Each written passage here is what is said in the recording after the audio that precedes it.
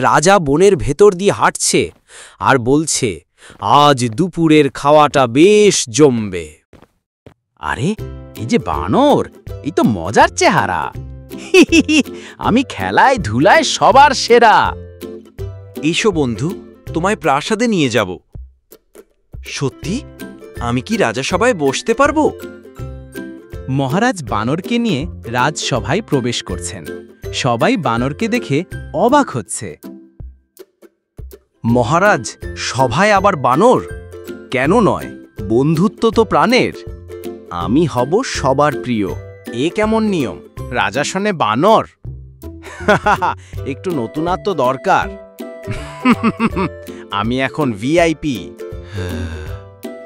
খুব ঘুম পাচ্ছে। আমি পাহারাদার, কোনো শত্রু আসতে পারবে না। হায় হায়, এই মশা রাজাকে বিরক্ত করছে। আমার মহারাজের ঘুম কেউ নষ্ট করতে পারবে না। আরে বাবা, এই কেমন বন্ধুত্ব?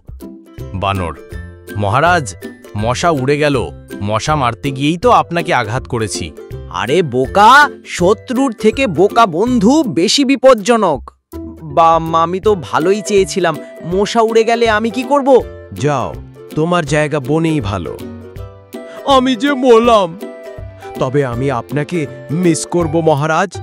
বোকা বন্ধুর চেয়ে জ্ঞানী শত্রু ভালো।